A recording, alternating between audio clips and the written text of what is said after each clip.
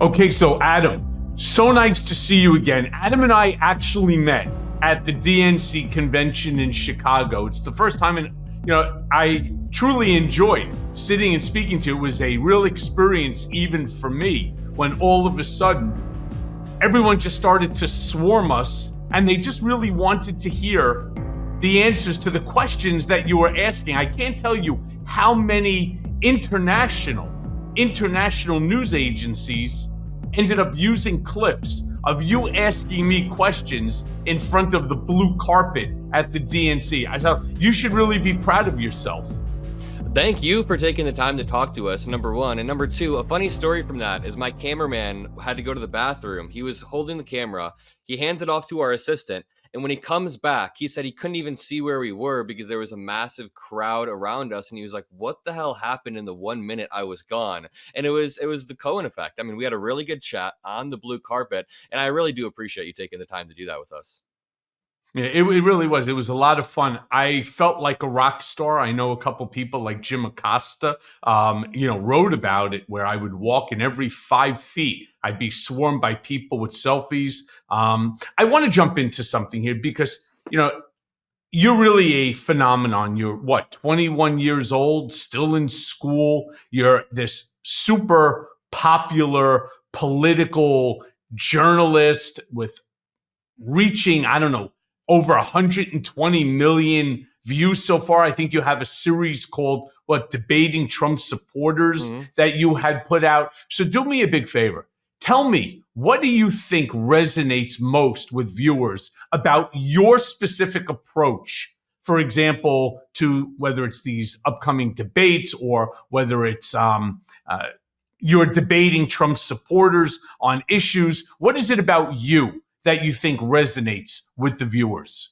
Well, my on-the-ground content, when I go to MAGA rallies, I try to take a unique approach where I talk to them like humans, which sounds weird, but I try to introduce them to fact patterns they otherwise wouldn't hear. So Pete Buttigieg talks about this a lot, that they're just normal people watching Fox News, but they're not introduced. They're being lied to. So we go to MAGA rallies and we debate them and we try to show them, hey, that it's okay to support Ukraine. It's okay to support democracy. Donald Trump wants to terminate the Constitution. So I think people like to see a younger dude who can approach people in an affable way. I mean, we talk to them in a very friendly manner. And a lot of times we can change their mind. And then when it comes to my sit down content, like when I cover the upcoming debates, I think it's just people like to have hope in the younger generation, number one. But number two, MeidasTouch, just anybody that they recruit has a very concise pro-democracy message. Everybody across the MeidasTouch channel, all their contributors, all pro-democracy. So I think we have a way of talking about democracy and making sure that there's not a double standard in the media. So yeah, I think I mainly shine on the field. Like when I'm at the MAGA rallies, the way we talk to people and the situations we find ourselves in are always wild. We always run into Mike Lindell for some reason. And he, if he's not yelling at a 12-year-old, he's looking for a 6-year-old to yell at or something. Yeah, he tried to do that with me. He did that. I was speaking with Suzanne Kiampour, who was interviewing me, and all of a sudden this idiot with a fedora comes running out with another guy, and they're chasing me. It was right in front of the grill, which is, CNN hosts that big function. But there are tens of thousands of young people out there right now who do something similar to what you do, which is to try to speak to MAGA folks. So last night on my Michael Cohen show, I had a comment that we had put out about just the same thing, where it's impossible to speak to MAGA stupids. And then I have a TikTok show that I do at late night, 9:30, 10 o'clock, just about every night because I can't sleep. And so I just get on and I try to build a bigger community. I had a guy by the name of David that jumped on, and he, of course, starts to attack me. You're a scumbag, you're a rat. And I said to him, okay, so obviously you're voting for Donald Trump. Do you mind if I ask you, what is it about Kamala Harris that you don't like, which is why you're supporting Donald Trump? And his stupid answer was the Second Amendment. He's a Second Amendment guy. He's from Texas. And I said, yeah, but Kamala Harris doesn't want to take away your guns. They may want to make you have to fill out a piece of paper, but they're not looking to take away your guns. No, no, they're anti-AR-15. So we got into a conversation, for example, about AR-15s, where he turned around and he said that they are no different than any other firearm, that they're not assault weapons. And that's when I really lost my shit with him. And I said to him, they're not assault weapons. They're designed for military use. My question to you is, how would you respond? Because I went straight at him. Straight at him. How would you respond to something like that? Because it is a stupid response. It's fucking asinine, to be honest with you. When you want to tell me that an AR-15 is not an assault weapon, I told him, put me on hold, Google it yourself, and look up whether when you type in AR-15, the first words right after are not assault weapon. Yeah, well, there's a few things. I mean, Trump supporters always deny reality like that. Like, I remember arguing with a friend that Trump didn't actually get impeached because he didn't understand the meaning of the word impeached. And now they all think that Biden himself is going to come through your front door and try to rip your guns out of your hands. But my approach when I'm talking about guns is to try to find like a common ground immediately. And I know it's easier said than done, but if you talk to most Republicans and you say, should there be stronger psychological evaluations before you buy a gun? Most times they'll say like, sure. And then you can point to this specific example. In Maine, I believe, in Maine last year, a gunman killed 19 people. And this man had called and said that he had schizophrenia, that he wanted to shoot up somebody. And he ended up doing it. And most conservatives at MAGA rallies that I've talked to, I'm like, do you think this man in Maine who said that he had schizophrenia and he wanted to, should he have been able to have access to a high-powered rifle? And a lot of times they say no, but I bet you David or whoever you were talking to last night would have said yes. A funny gotcha question for MAGA supporters is literally, what was your favorite policy of Trump's that he passed? And most of the time that immediately makes them freeze and they don't know what to say. And if they do say something, it's tax cuts. And it's like, I'm sorry, are you a large corporation? So yeah, it's just finding something they can agree with, finding something about psychological evaluations or common sense red flag laws. I have a clip of me at a MAGA rally talking to a Trump supporter, and I bring up the Maine thing. I said, if that dude in Maine says he has schizophrenia and that he's going to do it, he shouldn't have a gun, right? And this MAGA supporter says, yeah, he shouldn't have a gun. So I think it's just specific examples too. You see, I did the same thing. I brought up Fred Gutenberg, who I speak to on a regular basis. I've had him here on my Mea Culpa podcast several times. He's the father who lost his daughter, Jamie, in whatchamacallit, in one of the mass shootings in it's just horrible. And I remember saying to this guy, wait, do you really believe that it's not an assault? And he turned around and he goes, it doesn't matter. It doesn't matter. In his mind, he believes that Democrats are coming for your guns. And I tried to explain anything. And then, of course, I just had to drop him because stupid is stupid. But I do want to say something, because your response that you just gave is probably better than mine. And, a lot of people turn around and your viewers, they praise your intelligence as well as your insight, especially for being so young. So how do you feel that your age influences your perspective on politics? And how do you use that to your advantage when you're creating your content?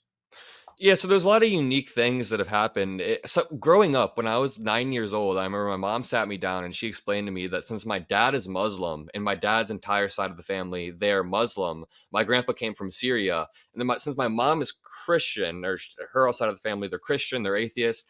She sat me down and she was like, you can choose what you want to believe and you just have to think things through. And I just remember this being a big moment where she sat me down and explained that if I think things through, I can basically think how I want to. And then when it came to politics, I guess that is also how I approach things. It's that there's all these different beliefs floating around, and that I think because of a function of my age, me being 21 years old, I can offer a unique perspective that a lot of disillusioned people can't. So my grandpa and I disagree, or my grandpa and I agree on a lot. My grandpa, who is more Christian leaning, he's a big liberal, watches CNN all day, but he's not able to articulate some of the stuff the way I can because he's really disillusioned. He honestly thinks he's just done with it all. He wants Trump gone out of his life. You probably feel similarly. So I feel like the younger generation, I mean, we're sort of disillusioned too. A lot of people in my generation are very disillusioned with our institutions, but we're also pretty optimistic, and I feel like we're able to approach things from a new, fresh perspective. We're able to weigh all of the things around us. And yeah, I just think it's so to wrap everything up, a lot of formative stuff in my life revolving religion and politics, and also looking at things through a fresh lens helps, I'd say. But you see, you're fortunate because as a Gen Zer, and that's a group that is desperately needed by either side Mhm. in order to win this upcoming election. I believe, if I'm not mistaken, I think Gen Zers account for the single largest voting bloc if every Gen Zer comes out and votes. And the problem that I find with that is there's a lot of apathy in the younger generation right now because they're bored. You know, your age group, you guys get bored very, very easily. And I understand it because listening, for example, to Donald's bullshit, like yesterday when he did that interview with Mark Levin on Fox News, it's spewing one lie after another, making one disingenuous statement after another, after another. And you guys are just like, wait, hold on a second. After the first lie, you guys just don't stick around. So let me ask you this then. What do we as Democrats, and I watched you in action at the DNC, and it was impressive. Thank you. What do Gen Zers have to do in order to create the necessary wave of enthusiasm Mhm. for this upcoming election to make sure that they get out and vote? Yeah, so there's a few things. A lot of Gen Zers are definitely disillusioned with the institutions around us, and I think we can come back from that. I think so. There's a few ways we can approach it. I think Tim Wall's reclaiming masculinity in a way is actually really, really cool. Those camo hats that we have, all of this comes together to create a cohesive package that appeals to young men in particular and also young women. Whereas Donald Trump was kind of reclaiming that. I don't want to say reclaiming masculinity because he's not masculine, he's whiny, but when he walks into UFC and pumps his fist, I have friends that are like that. They think that is so cool. So now we are reclaiming masculinity. At the same time, all of my friends who are Gen Zers, they lean liberal. They believe in marriage equality, climate change, but they think that both sides are the same, which annoys the hell out of me. So we just need to show them that incremental change is okay within our institutions, that if we cede ground to MAGA now, we'll never get to pass these climate change bills. We'll never get to pass more marriage, or we'll never get to codify Roe v. Wade. And if we cede ground to MAGA now, we basically screw ourselves over in the future when we could embrace what we have and incrementally change. So I guess just showing Gen Zers that it's worth it to vote. And I will say, I think we do turn out more than previous younger generations. So younger generations used to vote at like what, 10 to 20% rates, but I think Gen Zers vote at like 40 to 50% rates. We vote at higher rates, but it's just showing us that both sides aren't the same effectively. You know, I want to go back for a quick second, talk about that Debating Trump series that you put out there. Mhm. You know, because I've often, but you know, for me, everybody obviously knows my position. They know where I stand on Donald Trump. You know, with over 3 billion articles, you know, having my name in it, it's very hard to separate myself out. But I was curious, how did you prepare for those confrontations with these individuals, like I did with this guy David yesterday? How do you handle these unexpected arguments or confrontations that they fundamentally go against my core principles? I cannot believe that we're actually, as the United States of America, having a conversation about climate change when we see the devastation year in and year out, day in and day out, all across this country, hurricanes, tornadoes, fires, rising water table. The Republicans under Trump will tell you that it's all bullshit. It's not really happening. And yet our scientists are demonstrating that it is. They go and they take photos of gigantic glaciers breaking off in the North Pole, bigger than the state of Rhode Island. But yeah, that just happens. It happens all the time. It's happened all throughout history. How do you handle these unexpected arguments and these stupid confrontations? Yeah, so it gets so repetitive, especially with climate change, like you were saying. Talking to them about climate change is so annoying because obviously it's demonstrable. The election fraud stuff got so repetitive. I remember turning to my cameraman one time and being like, I can't talk about these 60 court cases and then the deep state shooting these court cases down. I can't do this anymore. And he was like, it's okay, we'll make it work. So it gets repetitive, but there's a few things. I grew up in Indiana. I moved to Chicago recently. So when you touched down in Chicago, that was my home city, sort of. I grew up in Indiana, though. And I grew up around a lot of Republicans, Republican friends. Every time I'd hang out with a friend, their parents would always be Republicans. So that led to a lot of arguments. I remember vividly being like 12 years old. A lot of this stuff comes from when I was really young. I remember being 12 years old and my friends' parents were talking about how Black people in general were lazy or sucked up welfare. And that was like my first introduction to hearing, because my family doesn't talk like that. So I remember hearing that and just being mind blown and trying to like push back in debate. And then since then, it's kind of iterative. So I remember I got kicked out of class one time for arguing about gay marriage with a teacher who was saying that gay people choose to be married, or gay people choose to be gay and shouldn't be able to get married. I remember that actually happened. My mom got a call from the school. And then it turns into when I was 18 or 19, I started to flesh out this idea for MAGA rallies, filming them in high quality and debating them and being nice and trying to sway them. And then when I was 20 years old, I found a cameraman in Iowa during the Iowa caucuses the night before a MAGA rally. I hit him up. He said, hey, tomorrow is my only off day. And we ended up going to that MAGA rally and we recorded it. We filmed it. It went pretty viral. And since then, it's been very iterative. So every time I go to a MAGA rally, it gets more and more crazy until it led to Mike Lindell one time, like 5 months back, getting a crowd surrounding me to chant the word libtard at me. And then Forgiato Blow, you know, that MAGA rapper dude, he also got in my face. So every time we go, it gets crazier. So to loop back, how do I prepare? I have a ton of dialogue trees ready. I try to stay calm. I've been in these arguments a million times, so it's intuitive. But I will say, I am starting to get pretty fed up with MAGA now that we're 60 days from the election. So when I confronted Mike Lindell, the DNC, I was pretty pissed off at him in general. And I was thinking, I'm not going to take any prisoners with MAGA anymore. There's no reason to be nice to people who are trying to subvert the will of the American people and overthrow our democracy, people who support somebody who wants to terminate the Constitution. So a lot of it is just from me growing up in Indiana, but I think that it's time to be a little bit more mean to MAGA. You probably agree, Michael Cohen. I'm sure you already. Yeah, not only do I agree, I am. I mean, Yeah. I that's why I'm asking you these questions. It generationally, where very, very different.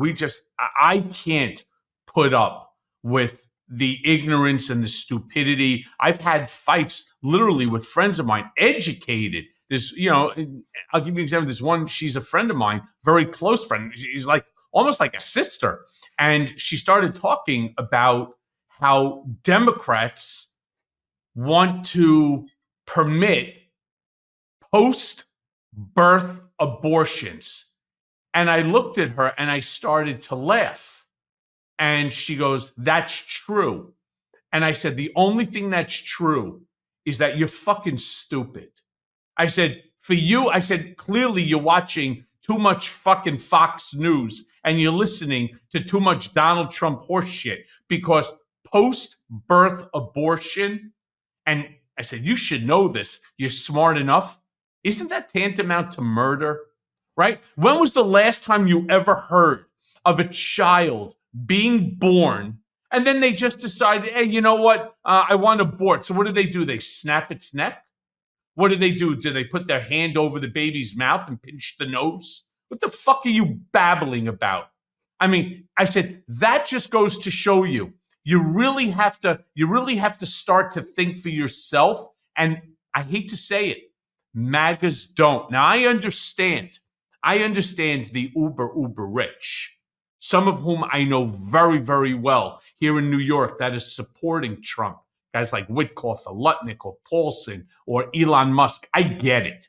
They all think that Donald is a useful idiot, that they're going to be able to control him and really make even more money, as if any of them need more. They couldn't spend their money in 100 lifetimes. But I understand the greed factor. It's the thing I don't get is the stupid factor. Why in the world would anybody turn around and say something like, post-birth abortion? It's ignorant. So kind of like after that little rant, let me ask you, how do you navigate the challenges of discussing these complex political topics in a way that remains not just accessible to your diverse audience on your platforms like YouTube or TikTok, but also fresh and new? First of all, I'm glad you let your friend have it because she's very I couldn't take malevolent. it. Yeah.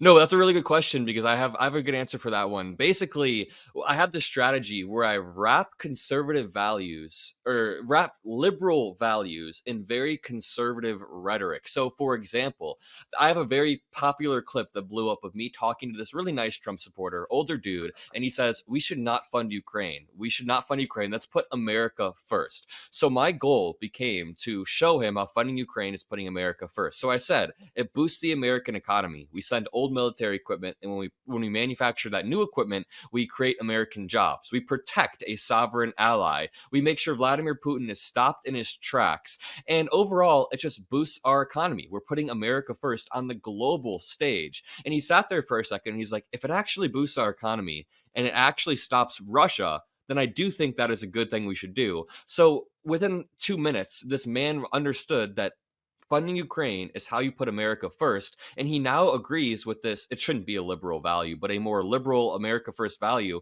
He agrees with it for the right reasons. And you can do that over and over when it comes to the Constitution. It's hard with election fraud. I mean, I'm speaking like all MAGA supporters are malleable. They're not. 90% of MAGA supporters Nope. are stuck in their way. But I think it's fair to say there are a lot of people out there who are just confused and don't get fed the right information. Pete Buttigieg says it all the time, and it's true. So to wrap back around, you just take these liberal values and you wrap it in conservative wording and you kind of trick it. You feed it into them in the guise of, that's why I think it's so good Democrats are reclaiming patriotism and the flag, because we are the party of the Constitution and veterans. Wait, Adam, we're not talking about reclaiming the flag, right? Donald Trump, MAGA, and the GOP as a whole have allowed the American flag to be bastardized with Trump's name, his image on it, with the year and so on. I've never seen anybody, I've never even heard of another president, not just in this country, but in any country, have a flag altered with his name and his image on it. I've just never seen anything like that. The closest we have to that is like the Confederate flag. I mean, in fact, I'll tell you, the thing that I find the craziest shit is they have now replaced, as an example, the Confederate flag with the Trump flag. And it really should go and show you exactly who these people are. It should show you the ideology that they stand by. And I hate to say it, the hatred, the divisiveness, and so on. But I want to ask you this because, Adam, one of the things, like I started my own YouTube channel. It's kicking ass. I have my TikTok, 500,000 plus followers on that. You have tremendous success across all of your social media platforms. So as an old man trying to learn from a Gen Zer, what strategies do you employ to maintain engagement and grow your audience, especially when you're discussing these polarizing topics that I know that when I'm on and I'm talking about, for example, Israel, Hamas, I know that there's a segment that they just won't watch it. No matter what. If it pops up on it, no matter what. If I'm talking about Trump, I know for a fact that there's a group of a segment of this country that will not watch what I have to say about him because they diametrically oppose my points. They diametrically oppose my position. What do you do? Yeah, to go back to the flag thing really quickly, I've been to MAGA rallies where they have huge MAGA flags, and then under the MAGA flag, they have a tiny American flag. And I look at the MAGA supporters, I do not see something wrong here. It's sickening. But yeah, so some tricks for engagement. Broadly speaking, I would say have great hooks. So the first 3 seconds, it doesn't need to be something so in your face, but just make sure it's catchy and people, it makes them think or makes them stop and think for a second. And the words that ring through my head usually are explosiveness and personality. And you have both of those just fine. You have a great personality and you're explosive in the way you speak. That's what people are looking for when they're scrolling through their algorithm, is somebody unique to watch and somebody that they can learn from. And then I'd say wrap everything in a very concise package. So when you're doing short form content, of course, you want it to be short. You want it to be concise. You want to convey a lot of information in a very tight package. So yeah, I mean, your growth is already great. I think the one thing that really flipped my entire game when it came to shorts was hooks, really good hooks. And it's something that becomes more intuitive with time. It's as you do more hooks, you start to understand how you can pull people in. And when it comes to talking politics to a divided audience, sometimes I go back and forth about how much I want to cushion my language. So if I'm talking about Israel Palestine, I can sit there and clarify all day that I don't actually mean this. I don't mean this. And you can clarify and tiptoe and make people happy. But now that we're heading into the election, I say we just go full throated, promote liberalism, promote democracy. And yeah, I think that's how we should leverage our social media heading into this election. But if you ever need tips, you feel free to text me too. Well, I definitely will. But look, one of the things that I've heard a lot about you, and when I was being asked to come to speak with you at the DNC, is that, like me, you've built a reputation as a fierce defender of Joe Biden and Kamala Harris. My question to you is, what specific policies or actions by Biden and Harris do you find most compelling? And how do you then communicate that importance to the audience, to your audience? Yeah, I'll start off with the second one. What I communicate about Joe Biden broadly is that his experience in Washington, his age, I mean, he's very old, but that actually works to his benefit because he knows how to maneuver around these institutions in a way that I don't even think Obama was able to. So when Biden got into office, he was able to reach across the aisle, pass stuff like the bipartisan infrastructure bill, where he got 19 Republicans to sign on. He signed the PACT Act, the Chips and Science Act, and all of these just seem like I'm throwing out words and names, but in these bills, there are things that demonstrably help working class families. And the only reason Biden got these bills passed is because he was able to get Republicans to sign on. So when we look at Donald Trump, who is this master negotiator, and we compare him with Joe Biden, who passed bills that Trump could only dream of, it becomes obvious that being somebody who has experience in politics actually helps, and being like a playboy politician doesn't actually help in politics.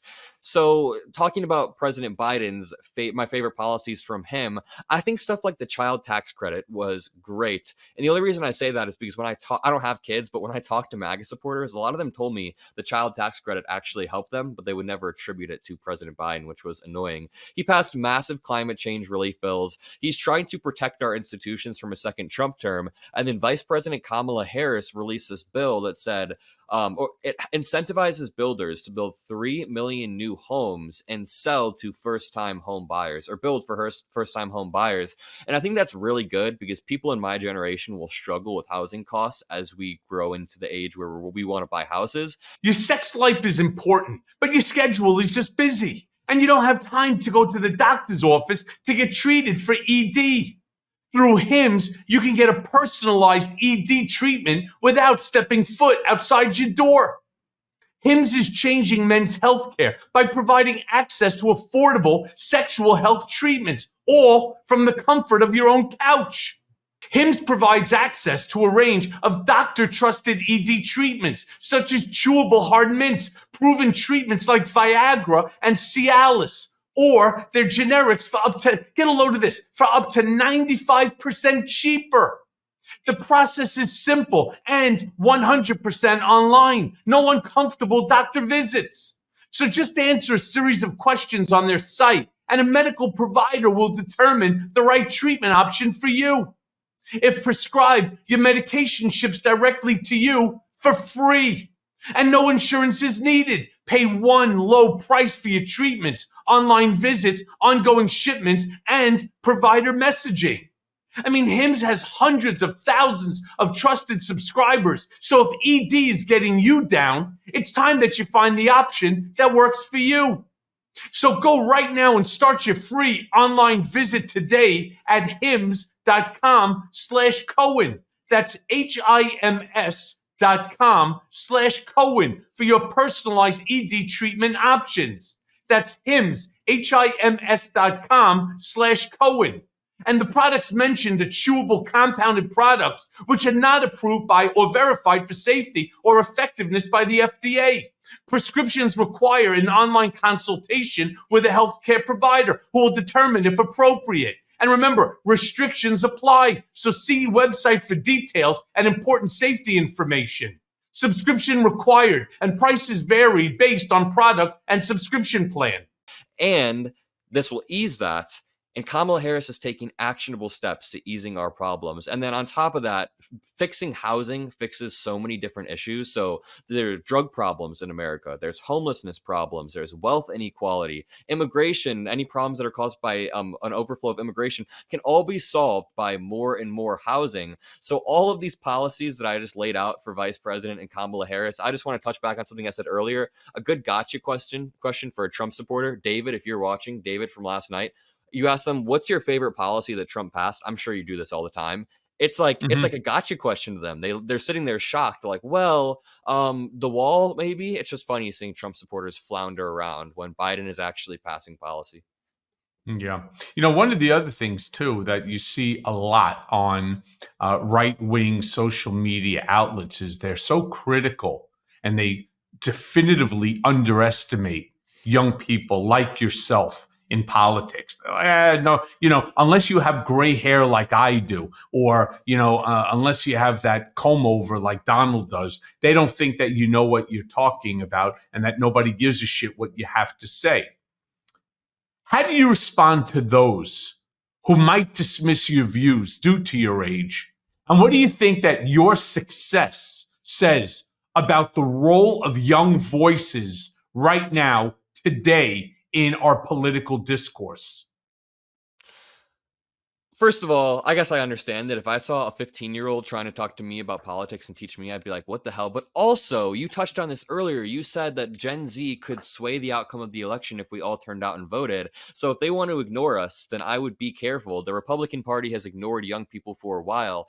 Vivek Ramaswamy even floated the idea. I think it was Vivek Ramaswamy floated the idea of not letting people vote under the age of 25. So, I mean, if you want to challenge young people like that, Republicans, then feel free to do it. I think that we are a powerful force that if we are able to leverage ourselves right, we could make a lot of change. And leveraging ourselves means voting and making sure that we have sway in these institutions we will someday take over. So I do think that my success, you asked me about what my success says about this, it shows that there is a gap in the market for younger, fresh voices who have a different perspective, because I do think Gen Zers, just growing up with Donald Trump in the headlines during our most formative years does make you look at things differently. So I haven't been able to escape Donald Trump since I was 14 or 15 years old. I remember the 2015 election, 2016 election like it was yesterday. So talking to people who have only lived in a world with Donald Trump kind of gives you a new point of view and might allow you to grab a portion of voters that you otherwise wouldn't be reaching. You see, I don't discount the 15-year-olds. Fuck. We saw a 12-year-old beat the living shit out of Mike Lindell, made him look like the schmuck that he is, right? So I never underestimate young people. In fact, I try to learn from young people because they see things different than I do. At a certain age, you become somewhat myopic in your belief system and your ideology. I always like to hear the perspective of young people because it helps me to advance my own thought process. But let me ask you this, because you're out there and you're speaking to all of these MAGA morons, and I like to call them they're easy to spot. First of all, they're wearing that ugly red hat to hide the lobotomy scar on their head, but they're usually the morons speaking the loudest, right? The idiots with the 3 teeth and the 4 brain cells. Yep. They're so easy to spot. What do you see as the most significant misconception amongst Trump supporters? Donald Trump has successfully conned a large portion of the population into thinking that every single institution, every single person in America that is not Donald Trump is against Donald Trump. And I know this is a broad answer, but it just blows my mind because time and time again, there are clips of me talking to people and I say, do you trust Mike Pence? They say no. Do you trust Mark Meadows? No. Bill Barr? No. The FBI, the DOJ, the CIA? They say no. And then I say, but you trust Donald Trump? And they say yes. So the misconception is that every single institution in America is somehow swayed or is somehow tilted against Donald Trump when that is obviously not the case. And I think it was actually not a clever, but it was a really insidious way for Donald Trump to lay the groundwork for his authoritarianism, because step one is to tear down the institutions around you and make it seem like you can come in and save the day. So when I talk to these Trump supporters, you can see the speck of authoritarianism kind of growing in them as they say, I'd be okay. I mean, there are clips of Trump supporters saying, I'd be okay with him being a king or a dictator. And that is because they think that these institutions that are in place to check the president actually just hold Donald Trump back. So that's a really broad answer. The biggest misconception is that everything is against Donald Trump. For a more granular answer, I'd say the biggest misconception that they have is that the border is open. They all think that like Biden is sitting at the border on a lawn chair and just being like, come on in, everyone. They think it's just wide open, which is not true. Langford introduced a bill. Trump shot it down. Trump told him to shut it down. It's absolutely true that I have heard more misinformation, disinformation, malinformation about the border and the drugs and so on. That, by the way, could there ever have been a stupider comment by anybody than when Trump turned around and started saying that all of these illegal migrants are taking 107% of black jobs? I mean, let's just break that down together, because not only are you a social media superstar, but you're also like a political journalist, right? I mean, you consider yourself to be a political journalist. Let's just break down, as journalists, the level of stupidity of the statement that I just made, which was not my statement. It was me repeating verbatim Donald Trump's message. 107% of all black jobs are being stolen by illegal migrants. Do me a big favor. Take it away, Adam. Yeah, it also reminds me of when Trump said he can talk to anybody for 5 minutes about a topic and become a master on that topic. It's hubris. It's Donald Trump throwing numbers out that don't make sense. Obviously, I don't have to describe why you can't have 107% of a number when you're talking about like actual on the ground statistics. And also at the same time, there are reports, which we talked about this at the DNC. Trump just says what the last person told them. So I'm assuming somebody told him something like that, and he just an absolute dumbass, like an actual dumbass, like you said at the DNC, who thinks that he's way smarter than he is. And the clip where he says that he can learn anything in 5 minutes really just illustrates how he approaches everything. If you look at the COVID crisis, he decided to override whatever Dr. Fauci said and said, inject bleach into your arm. So I think when Donald Trump says something like it could be over 100%, it could be 107%, I think it's him just being a dumbass who thinks he knows everything, who knows that people trust him enough that he could probably get away with saying that. I mean, it's crazy. The 5 minutes, he did it again the other day on Fox News with Mark Levin. He's talking about truckers because he saw somebody holding a placard at one of his rallies, Truckers for Trump. And he said that he understands trucks and truckers after meeting them for 5 minutes. So he now fully understands the issues of logistics. He understands what it takes in order to get a commercial driver's license. He understands the problems of being away from home, the financial, the pricing on gas, the insurance, climate change that sometimes makes getting materials from one side of the country to the next impossible. He understands this simply by shaking somebody's hands. I don't know if that's hubris. I don't, as much as it is just dumb fuckery, right? Yeah, you introduce this guy to a heart surgeon and he's trying to do heart surgery on you in the next 5 minutes. I do think it is Donald Trump genuinely just being a dumbass. And something I say on my show all the time, and I try to say this to Trump supporters too, is if you sat down Donald Trump, and let's say President Biden, I know Harris is the nominee, but if you sat down Donald Trump and Joe Biden and you quiz them on the history of Israel-Palestine, even a 110-year-old Biden would run laps around Donald Trump's dumbass. And the fact that people think he's some sort of genius or he's playing 4D chess just blows my mind. Yeah, I mean, you could quiz him and Biden on anything. I think you could ask them about anything, and even a senile Joe Biden would beat a 50-year-old Donald Trump, whether it's climate change or supply chains when it comes to trucks. He says that Joe Biden's old, but I guarantee Biden knows more about all of that stuff. I mean, it's unbelievable. He legitimately believes even the issues, and he was talking about it the other day at a rally. His NFT cards. I mean, I couldn't believe it. He's talking about NFT cards, which right now are somewhat not even. Then it's not even in the mix anymore. They've just sort of been, yesterday's news. Did you see me the other day? They put out a card of me flying in the air in a Superman because I am Superman. And then he said, and then there's another one with me as an astronaut. And he's talking about these NFT cards as if they are reality. I often just say to myself, that's not the Donald Trump that I knew. I want to be clear about it. Trump never, look, he always had, as you said, this overinflated hubris, but this goes to a whole nother dimension of holy shit.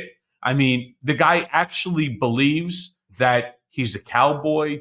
He believes that, he's Mr. Olympia, that he can fly. He wears a Superman outfit. I mean, I've never, ever in my life heard anyone, politician or not, talk about an NFT card as if it's predicated from reality.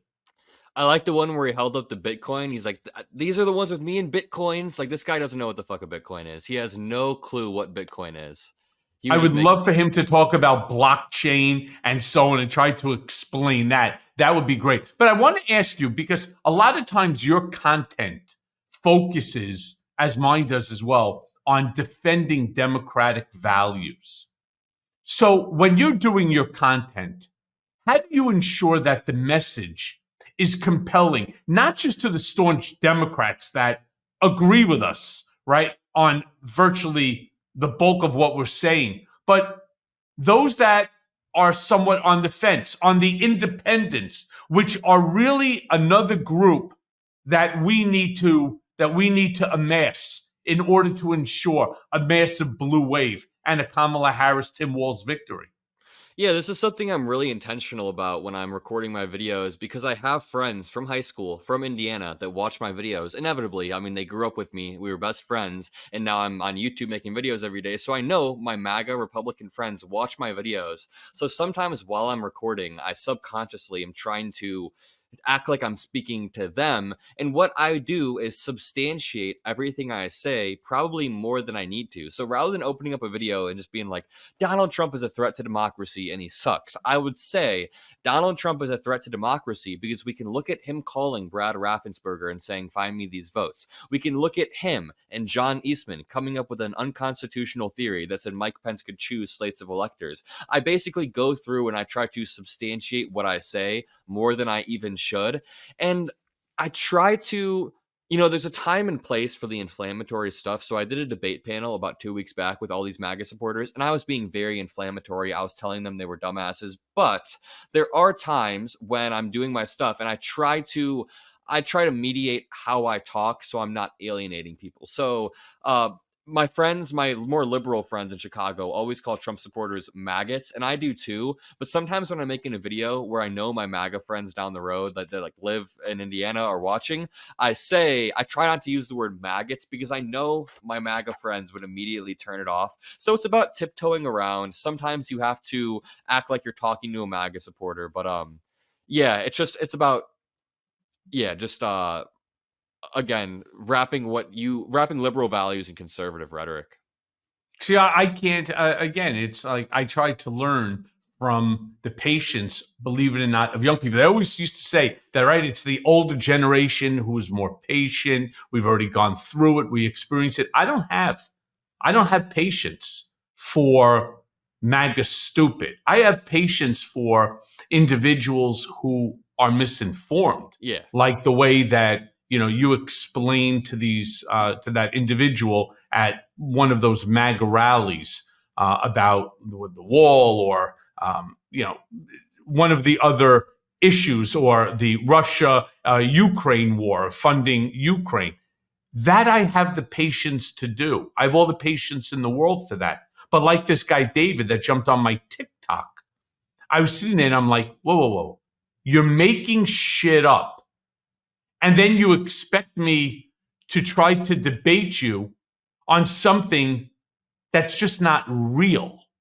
And that's the part that I have a real problem with. And I have a very difficult time in terms of just holding back, my statements or my verbal attacks on them. So I guess, I would kind of just ask you then, how do you how to do it? It's like my grandparents used to always say, you can't debate stupid. And as much as I'm trying to help to just get rid of all of this misinformation, this disinformation, the malinformation that every day is just being thrown at us, I just don't have the patience, which is why I'm thankful that there are people like yourself out Yeah. there doing that for me. I feel like I'm slowly losing my patience too as we head into this election. I feel like I've been getting more and more pissed off. But to be fair, you do have a lot of a lot of personal experience with Trump. You know him personally. You've been on the ground. This has been your life for years. So I know why you get pissed off. I'd say, well, first of all, debating somebody on TikTok or on Twitter is very, very different than debating someone face to face. And it sounds silly, but I swear to God, when I'm debating someone on Twitter, I'm a different person. I'm snarky. I'm an asshole. And when I'm looking at someone face to face and I'm looking them in the eyes, I see them as just like a misled person. And on the other side, Trump supporters on Twitter are vile, terrible people. But when I talk to a Trump supporter in person, this Trump supporter I talked to a few weeks ago was a woman who immediately told me that she's stressed because her son has autism and she can't afford therapy. Her and her husband don't make enough money. So this is a sweet woman who needs help, who obviously just watches Fox News too much. And I said, do you think the government should be able to step in and provide a baseline level of therapy to your son? And she said, yeah, if the government wanted to help. And I said, what if I told you Joe Biden has a policy like that? She was like, it sounds like socialism or communism. So obviously, I get frustrated. Obviously, that's frustrating. But if you take a step back, this is a woman who has been misled into voting against her own interests. And when I'm standing there in person looking her in the eyes, I'm not going to say that she's a dumb fuck or whatever. But if I were arguing with that same woman on Twitter, the conversation would probably look a lot different. I would probably be like, well, I would probably say something a lot meaner. I don't know.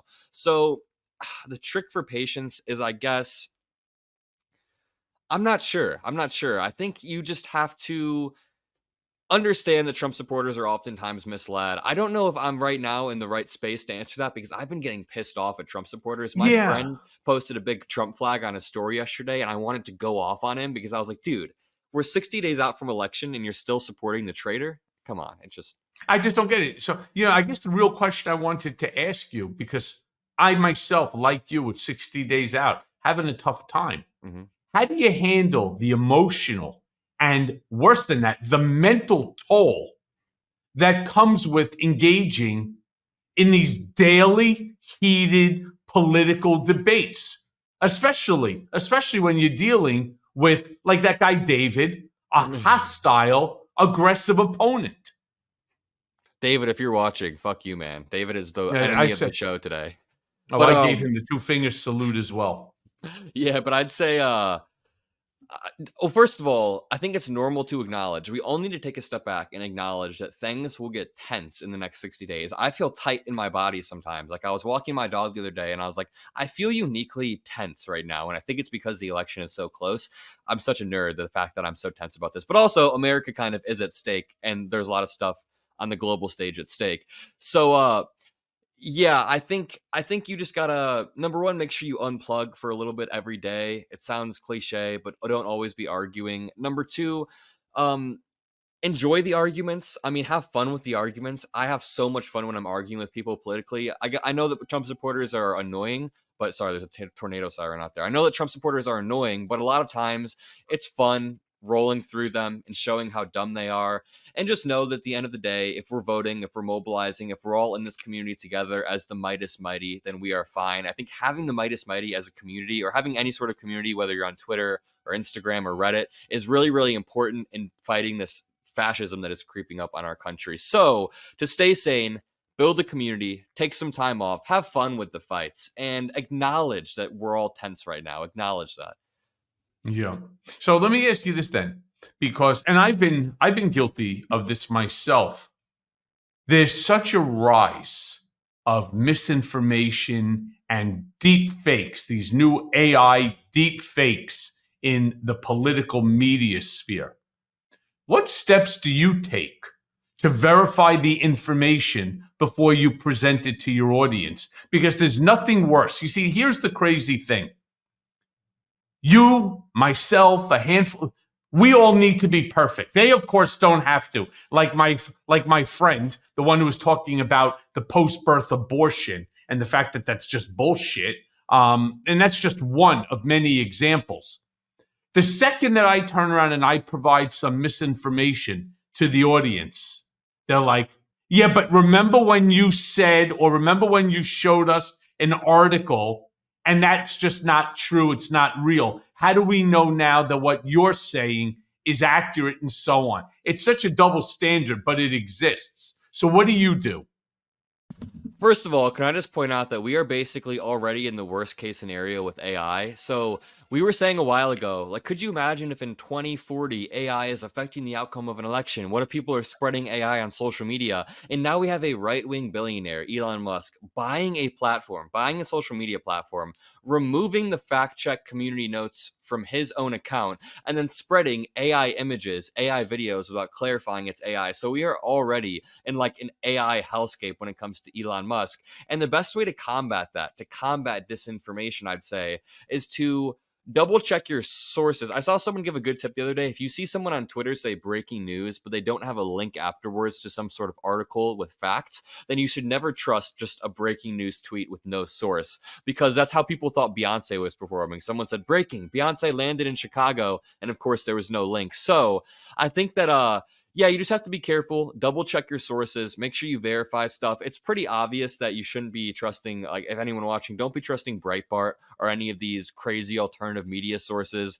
I think that us at the MeidasTouch Network, any MeidasTouch contributor does a good job of double checking. I think generally, I know that the mainstream media holds these candidates to different standards, but generally places like AP News, Associated Press, or BBC will be held to much higher standards than some sort of alternative Twitter person who just tweets all day. And there's a lot of valuable information on Twitter for sure. But generally, I'm just saying, I think AP News will have better facts out there. They're on the ground. And yeah, people will be mad at you no matter what. I have mispronounced names before, and half of the comments are mad at me because I mispronounced the name and they're not actually engaging with the subject. So back to your point, yeah, people will get mad and hold stuff against you. I mispronounced a name, and then a month later, someone was like, "I'm glad you're not mispronouncing this anymore." It's like, how are you remembering this that I mispronounced the name a month ago? I don't know. More importantly, why are they remembering Yeah, it? who cares? It's so irrelevant. So let me ask this, because again, you had a very popular series on a multitude of different social media platforms. As the elections are upcoming, how do you plan to use your platforms to encourage Gen Z voter turnout? And also, while doing that, to educate the viewers on key issues?